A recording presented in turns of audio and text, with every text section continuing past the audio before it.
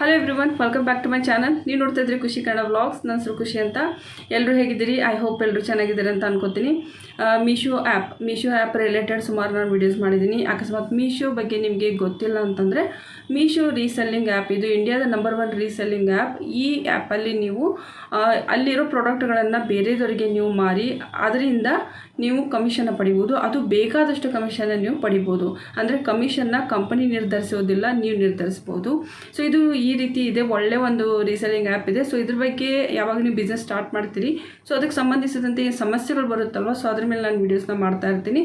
And ಇವತ್ತು ಅದೇ ಒಂದು ಏನು ಮೀಶೋ ಆ್ಯಪ್ ರಿಲೇಟೆಡ್ ಕೆಲವೊಂದು ಕಮೆಂಟ್ಸ್ ಬರ್ತಾಯಿತ್ತು. ಸೊ ಅದನ್ನು ಇವತ್ತು ನಾನು ಉತ್ತರ ಕೊಡ್ತಾ ಇದ್ದೀನಿ ಈ ಒಂದು ವಿಡಿಯೋದಲ್ಲಿ.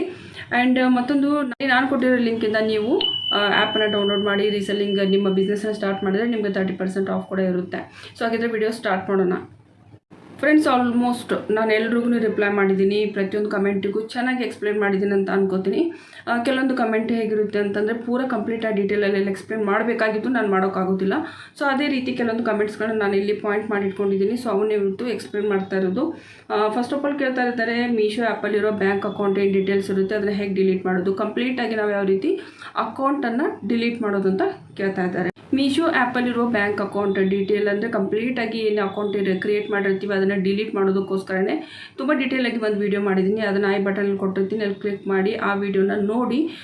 ಯಾವುದೇ ಒಂದು ರೀಸೆಲ್ಲಿಂಗ್ ನೀವು ಜಾಬ್ ಮಾಡ್ತಾಯಿದ್ರು ಕೂಡ ನೀವು ಫಸ್ಟೇ ಕ್ರಿಯೇಟ್ ಏನೋ ಮಾಡಿಬಿಡ್ತಾರೆ ಅಕೌಂಟ್ನ, ಬಟ್ ಅದನ್ನು ಡಿಲೀಟ್ ಕಂಪ್ನಿ ಮಾಡೋದಿಲ್ಲ. ಸೊ ಅದನ್ನು ಯಾವ ರೀತಿ ನೀವು ಮಾಡಿಸ್ಬೋದು ಅಂತ ಅಲ್ಲಿ ಡೀಟೇಲಾಗಿ ಹೇಳಿದ್ದೀನಿ.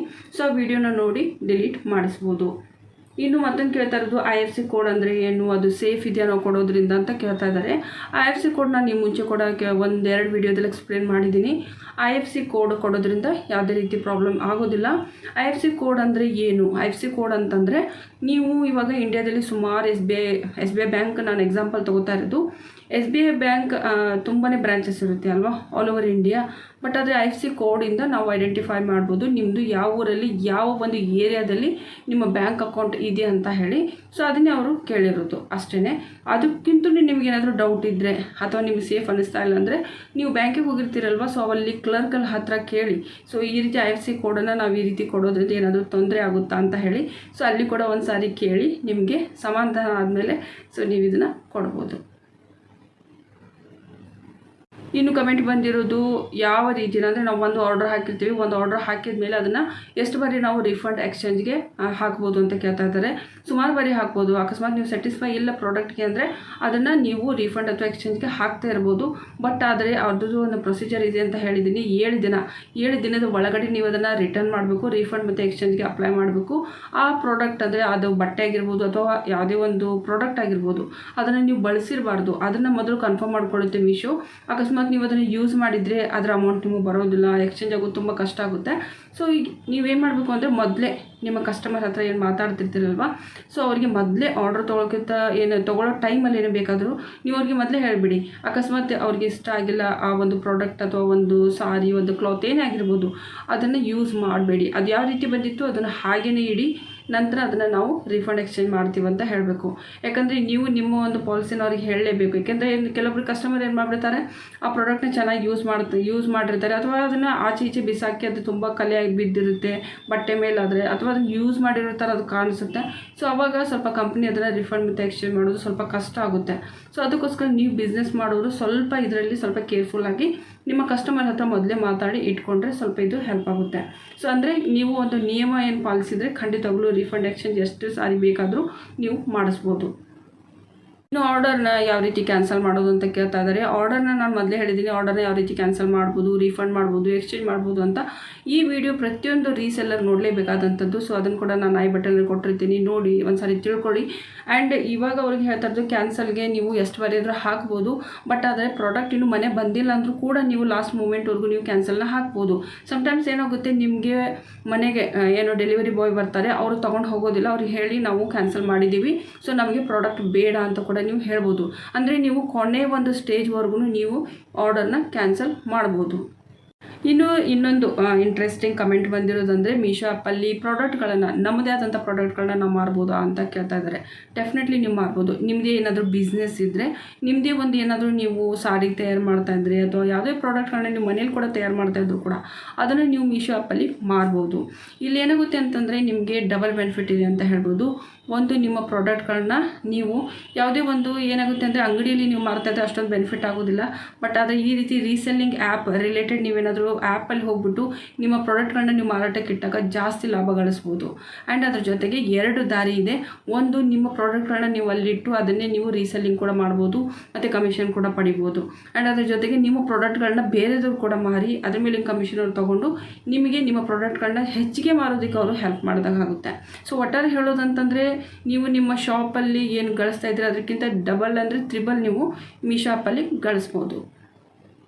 ಇನ್ನು ಮತ್ತೊಂದು ಕಮೆಂಟ್ ಏನು ಬಂದಿದೆ ಅಂದರೆ, ಒಂದು ಆ್ಯಪಿಂದ ನಾವು ಆರ್ಡ್ರ್ ಹಾಕಿದ್ವಿ ಅಂತ ಅಂದ್ಕೊಳ್ಳಿ, ಅಕಸ್ಮಾತ್ ಕಸ್ಟಮರ್ಗೆ ಇಷ್ಟ ಆಗಿಲ್ಲ ಅಂದರೆ ಅವ್ರು ಕೂಡ ಮೀಶೋ ಆ್ಯಪ್ ಯೂಸ್ ಮಾಡ್ತಾಯಿದ್ದು ಅವರು ಏನಾದರೂ ರಿಟರ್ನ್ಗೆ ಇದಕ್ಕೆ ಅಪ್ಲೈ ಮಾಡಿದರೆ ದುಡ್ಡು ಯಾರಿಗೆ ಹೋಗುತ್ತೆ ಅಂತ. ದುಡ್ಡು ನಿಮಗೆ ಬರುತ್ತೆ. ಯಾಕಂದರೆ ನೀವು ಫಸ್ಟ್ ನಿಮ್ಮ ಆ್ಯಪಲ್ಲಿ ಇದನ್ನು ಆರ್ಡ್ರ್ ಹಾಕಿರ್ತೀರಿ. ಸೊ ಅದ ನಂತರ ನೀವೇ ಅದನ್ನು ರೀಫಂಡ್ ಅಥವಾ ಎಕ್ಸ್ಚೇಂಜ್ಗೆ ಅಪ್ಲೈ ಮಾಡ್ಬೋದು. ಅವ್ರು ಮಾಡೋಕ್ಕೆ ಆಗಲ್ಲ. ಯಾಕಂದರೆ ಅಲ್ಲಿ ID ಚೇಂಜ್ ಆಗಿರುತ್ತೆ. ಆ್ಯಪಲ್ಲಿ ಒಂದು ID ಇರುತ್ತೆ, ನಿಮ್ಮ ಅಕೌಂಟ್ ಕ್ರಿಯೇಟ್ ಆಗಿರುತ್ತೆ. ಆ ಅಕೌಂಟಿಂದ ಎಷ್ಟು ಆರ್ಡ್ರ್ ಹೋಗಿದೆ ಅಂತ ಕೂಡ ಮೀಶೋ ಆ್ಯಪಲ್ಲಿ ಡೀಟೇಲ್ ಇರುತ್ತೆ. ಸೊ ಹೀಗಾಗಿ ಆದಷ್ಟು ಟ್ರೈ ಮಾಡಿ ನಿಮ್ಮ ಕಸ್ಟಮರ್ಗೆ ನೀವೇನಾದರೂ ಆರ್ಡರ್ ತೊಗೊಂಡು ಅವ್ರಿಗೆ ಹಾಕಿದರೆ ಅವರ ರೀಫಂಡ್ ಎಕ್ಸ್ಚೇಂಜ್ ಕೂಡ ನೀವೇ ಮಾಡೋದಕ್ಕೆ ಸ್ವಲ್ಪ ಪ್ರಯತ್ನ ಮಾಡಿ. ಇದರಿಂದ ಅಕೌಂಟಲ್ಲಿ ನಿಮ್ಮ ಅಕೌಂಟಲ್ಲಿ ದುಡ್ಡು ಬರುತ್ತೆ. ಸೊ ನೀವು ಆ ಅಮೌಂಟನ್ನು ಕಸ್ಟಮರ್ಗೆ ಕೊಡ್ಬೋದು. ಇನ್ನು ಮೋಸ್ಟ್ ಕಮೆಂಟ್ ನನಗೆ ಬರ್ತಾ ಇರೋದು, ಕಸ್ಟಮರ್ಗೆ ಪ್ರಾಡಕ್ಟ್ ಇಷ್ಟ ಆಗಿಲ್ಲ, ಸೊ ಅವ್ರಿಗೆ ದುಡ್ಡು ಹೇಗೆ ಕೊಡೋದು ಅಂತ ಕೇಳ್ತಾ ಇದ್ರು. ಏನು ಮಾಡಬೇಕು ಅಂದರೆ, ಫಸ್ಟ್ ನೀವು ಆರ್ಡರ್ ಹಾಕಿರ್ತೀರಿ, ನಿಮ್ಮ ಪ್ರಾಡಕ್ಟ್ ಕಸ್ಟಮರ್ಗೆ ಹೋಗುತ್ತೆ. ಸೊ ಕಸ್ಟಮರ್ಗೆ ಹೋದ್ಮೇಲೆ ಅವ್ರಿಗೆ ಇಷ್ಟ ಆಗಿಲ್ಲ ಅಂತಂದರೆ ನೀವು ಅದನ್ನು ರೀಫಂಡ್ ಎಕ್ಸ್ಚೇಂಜ್ಗೆ ನಿಮ್ಮ ಒಂದು ಆ್ಯಪಿಂದ ನೀವು ಆರ್ಡರ್ ಹಾಕಿದ್ರೆ ಅದೇ ಆ್ಯಪಲ್ಲಿ ನೀವು ರೀಫಂಡ್ ಎಕ್ಸ್ಚೇಂಜ್ಗೆ ಅಪ್ಲೈ ಮಾಡಿ. ಅದು ಕಂಪನಿ ಏನು ಡೆಲಿವರಿ ಬಾಯ್ ಇರ್ತಾನೆ ಅವ್ರು ಬಂದು ಮೊದಲು ಕಲೆಕ್ಟ್ ಮಾಡ್ಕೋತಾನೆ ಪ್ರಾಡಕ್ಟ್ನ. ಆ ಪ್ರಾಡಕ್ಟನ್ನು ಅವ್ರು ತೊಗೊಂಡು ಹೋಗಿ ನಂತರ ಅವರು ಅದನ್ನು ನಿಮಗೆ ರೀಫಂಡ್ ಎಕ್ಸ್ಚೇಂಜ್ ಏನು ಅಮೌಂಟ್ ಇರುತ್ತೆ ಅದು ನಿಮ್ಮ ಅಕೌಂಟಿಗೆ ಬರುತ್ತೆ. ಸೊ ಅಕೌಂಟಿಗೆ ಬಂದಮೇಲೆ ನಿಮಗೊಂದು ಮೆಸೇಜ್ ಬರುತ್ತೆ. ಸೊ ನಂತರ ನೀವು ಅಲ್ಲಿ ಹೋಗಿ ಬ್ಯಾಂಕಲ್ಲಿ ಕನ್ಫರ್ಮ್ ಮಾಡ್ಕೊಳ್ಳಿ, ಅಂದರೆ ನಿಮ್ಮ ಪಾಸ್ಬುಕ್ ಎಂಟ್ರಿ ಮಾಡಿಸಿ ಅಲ್ಲಿ ಬಂದಿರೋ ಅಮೌಂಟ್ ಕನ್ಫರ್ಮ್ ಆದಮೇಲೆ ಅಮೌಂಟ್ನ ವಿಡ್ರಾ ಮಾಡ್ಕೊಂಡು ನಿಮ್ಮ ಕಸ್ಟಮರ್ಗೆ ನೀವು ಕೊಡಿ. ಮತ್ತೊಂದು ಕಮೆಂಟ್ ಬಂದಿರೋದು ಏನು ಅಂತಂದರೆ, ಮೀಶೋ ಆ್ಯಪಿಂದ ನಾವೇನಾದರೂ ಬಿಸ್ನೆಸ್ ಮಾಡಿ ನಮ್ಮ ಕಸ್ಟಮರ್ಗೆ ಅವರ ಪ್ರಾಡಕ್ಟ್ ಏನಿರುತ್ತೆ ಮೀಶೋ ಆ್ಯಪಲ್ಲಿ ಡೆಲಿವರಿ ಮಾಡ್ತಾರಲ್ವ, ಸೊ ಅದು ಹೋದಾಗ ಮೀಶೋ ಅಂತ ಬರೆದಿರೋದನ್ನು ನೋಡಿ ಅವ್ರಿಗೆ ಗೊತ್ತಾಗುತ್ತಾ ನಾವು ಮೀಶೋದಲ್ಲಿ ವರ್ಕ್ ಮಾಡ್ತಾಯಿದ್ದೀವಿ ಅಂತ ಕೇಳಿದರು. ಸೊ ಆ ರೀತಿ ಏನೂ ಗೊತ್ತಾಗೋದಿಲ್ಲ. ನಿಮ್ಮ ಹೆಸರು ಇರುತ್ತೆ ಪ್ರಾಡಕ್ಟ್ ಮೇಲೆ. ಅಂದರೆ ಇವಾಗ ನಾನು ಕಳಿಸಿದ್ದೇನೆಂದರೆ ನನ್ನ ಹೆಸರು ಇರುತ್ತೆ, ಅಂದರೆ ಇವರಿಂದ ನಿಮ್ಮ ಮನೆ ಬಂದಿದೆ ಅಂತ ಮಾತ್ರ ಇರುತ್ತೆ ಹೊರತು ಎಲ್ಲೇ ಒಂದು ಕಡೆ ಮೀಶೋ ಅಂತ ಅಲ್ಲಿ ಮೆನ್ಷನ್ ಮಾಡಿರೋದಿಲ್ಲ. ಸೊ ನೀವು ಅದಕ್ಕೆ ಹೆದರಬೇಕಾಗಿಲ್ಲ. ಸೊ ನೀವು ನಿಮ್ಮ ವರ್ಕನ್ನು ಮಾಡ್ಬೋದು. ಆ್ಯಂಡ್ ಅದ್ರ ಜೊತೆ ಮತ್ತೊಂದು ಹೇಳ್ತೀನಿ, ಇವಾಗ ಮೀಶೋ ಇಂಡಿಯಾದ ನಂಬರ್ 1 ರೀಸೆಲ್ಲಿಂಗ್ ಆ್ಯಪ್ ಪ್ರತಿಯೊಬ್ಬರಿಗೂ ಗೊತ್ತಿದೆ ಇದ್ರ ಬಗ್ಗೆ. ಬಟ್ ಆದರೆ ಏನಾಗುತ್ತೆ ಅಂತಂದರೆ ನಿಮ್ಮ ಬಿಸ್ನೆಸ್ಸನ್ನು ನೀವು ಓದಲಿಕ್ಕೆ ಬರೋದಿಲ್ಲ ಅಲ್ವಾ, ಸೊ ಅವ್ರ ಹತ್ರ ನೀವು ಬಿಸ್ನೆಸ್ಸನ್ನು ಮಾಡಿದರೆ ಸ್ವಲ್ಪ ಒಳ್ಳೆಯ ಬೆನಿಫಿಟ್ ಪಡಿಬೋದು ಅಂತ ಅನ್ಕೋತೀನಿ. ಯಾಕಂದರೆ ಓದೋರು ತಾವೇ ಆರ್ಡರ್ ಹಾಕ್ತಾರೆ, ಓಕೆ ಅಲ್ವಾ. ಸೊ ನಿಮಗೆ ಏನು ಎಜುಕೇಟೆಡ್ ಇರೋದಿಲ್ಲ, ಸೊ ಅವ್ರ ಹತ್ರ ನೀವು ಆರ್ಡರ್ ತೊಗೊಂಡ್ರೆ ಸ್ವಲ್ಪ ಜಾಸ್ತಿ ಬೆನಿಫಿಟ್ ಆಗುತ್ತೆ ಅಂತ ಅನ್ಕೋತೀನಿ. ಓಕೆ, ಆಲ್ಮೋಸ್ಟ್ ಎಲ್ಲ ಕಮೆಂಟಿಗೂ ನಾನು ಉತ್ತರಿಸಿದ್ದೀನಿ ಅಂತ ಅನ್ಕೋತೀನಿ. ಇನ್ನು ಮೋಸ್ಟ್ ಒಂದು ಕಮೆಂಟು ಪ್ರತಿಯೊಬ್ಬರಿಗೆ ಕೇಳುವಂಥದ್ದೇ. ಸೊ ಇದರಲ್ಲಿ ಏನಾಗುತ್ತೆ, ಸುಮಾರು ಜನ ಕೇಳ್ತಾರೆ ನನಗೆ ಮಾರ್ಜಿನ್ ಅಮೌಂಟ್ ಬಂದಿಲ್ಲ, ನಾನು ಕಮಿಷನ್ ಬಂದಿಲ್ಲ ಅಂತ ಟೆನ್ಸ್ ಆಗ್ತಾ ಇದ್ದಾರೆ. ಸೊ ಟೆನ್ಸ್ ಆಗಬೇಡಿ, ಅದಕ್ಕೊಂದು ಪ್ರೊಸೀಜರ್ ಇದೆ. ಏನಂತಂದರೆ ಯಾವುದೇ ಒಂದು ಪ್ರಾಡಕ್ಟನ್ನು ನೀವು ಆರ್ಡರ್ ಹಾಕಿದಾಗ ಆ ಪ್ರಾಡಕ್ಟು ಕಸ್ಟಮರ್ಗೆ ಹೋಗುತ್ತೆ. ಕಸ್ಟಮರ್ ಹೋಗಿ ದಿನದಿಂದ ಬರುವಂಥ 7 ದಿನದವರೆಗೂ ರೀಫಂಡ್ ಎಕ್ಸ್ಚೇಂಜ್ ಪ್ರೊಸೆಸ್ ಇರುತ್ತೆ. ಸೊ ಅದು ಕಂಪ್ಲೀಟ್ ಆದಮೇಲೆ ನೆಕ್ಸ್ಟ್ ಯಾವುದು ಬರುವಂಥ ಮಂಗಳವಾರ ದಿನ, ಯಾವ ಮಂಗಳವಾರ ನೆಕ್ಸ್ಟ್ ಇದೆ ನೋಡಿ, ಆ ಮಂಗಳವಾರದ ದಿನವೇ ನಿಮ್ಮ ಬ್ಯಾಂಕ್ ಅಕೌಂಟಿಗೆ ಮೀಶೋದವರ ಮಾರ್ಜಿನ್ ಅಮೌಂಟ್ ಅಂದರೆ ನಿಮ್ಮ ಕಮಿಷನ್ ನಿಮ್ಮ ಬ್ಯಾಂಕಿಗೆ ಬಂದಿರುತ್ತೆ. ಸೊ ಅದಾದ ನಂತರ ನಿಮಗೊಂದು ಮೆಸೇಜ್ ಬರುತ್ತೆ. ಸೊ ಅದಾದ ನಂತರ ನಿಮ್ಮ ಪಾಸ್ಬುಕ್ನ ತೊಗೊಂಡು ನೀವು ಹೋಗಿ ಎಂಟ್ರಿ ಮಾಡಿಸ್ಕೊಳ್ಳಿ. ಸೊ ಇದರಿಂದ ನಿಮಗೆ ಕನ್ಫರ್ಮ್ ಆಗಿಬಿಡುತ್ತೆ ನಿಮ್ಮ ಮಾರ್ಜಿನ್ ಅಮೌಂಟ್ ಬಂದಿದೆ ಅಂತ ಹೇಳಿ. ಐ ಹೋಪ್ ಆಲ್ಮೋಸ್ಟ್ ಇವತ್ತು ನಾನು ಮೀಶೋದ ಒಂದು ರಿಲೇಟೆಡ್ ಸುಮಾರು ಕಮೆಂಟ್ಗಳಿಗೆ ಉತ್ತರ ಕೊಟ್ಟಿದ್ದೇನೆ ಅಂತ ಅನ್ಕೋತೀನಿ. ಸೊ ಮೀಶೋ ಆ್ಯಪ್ ರೀಸೆಲ್ಲಿಂಗ್ ಬಿಸ್ನೆಸ್ಸನ್ನು ಇನ್ನೂ ಯಾರಾದರೂ ಸ್ಟಾರ್ಟ್ ಮಾಡಿಲ್ಲ ಅಂದರೆ ಇವತ್ತೇ ಸ್ಟಾರ್ಟ್ ಮಾಡಿ. ಕೆಳಗಡೆ ಕೊಟ್ಟಿರೋ ಲಿಂಕನ್ನು ಕ್ಲಿಕ್ ಮಾಡಿ ಆ್ಯಂಡ್ ನಿಮ್ಮ ಬಿಸ್ನೆಸ್ನ ಇವತ್ತೇ ಸ್ಟಾರ್ಟ್ ಮಾಡಿ. ಆ್ಯಂಡ್ ಇದ್ರ ರಿಲೇಟೆಡ್ ಏನಾದರೂ ಸಮಸ್ಯೆ ಇದ್ದರೆ ಖಂಡಿತವಾಗ್ಲೂ ಎನಿ ಟೈಮ್ ನೀವು ನನಗೆ ಕಮೆಂಟ್ ಮಾಡಿ, ನಾನು ಉತ್ತರ ಕೊಡೋದಕ್ಕೆ ಪ್ರಯತ್ನ ಮಾಡ್ತೀನಿ. ಆ್ಯಂಡ್ ನನ್ನ ಇನ್ಸ್ಟಾಗ್ರಾಮ್ ID ಕೂಡ ಇದೆ. ಸೊ ನೀವು ಅಲ್ಲಿ ಕೂಡ ನನಗೆ DM ಮಾಡ್ಬೋದು. ಸೊ ಅಲ್ಲಿ ಕೂಡ ನೀವು ನನ್ನ ಫಾಲೋ ಮಾಡ್ಬೋದು. ಸೊ ಓಕೆ, ಮುಂದಿನ ವಿಡಿಯೋದಲ್ಲಿ ನಾನು ಮತ್ತೆ ಸಿಗ್ತೀನಿ. ಅಲ್ಲಿವರೆಗೂ ನಮಸ್ಕಾರ.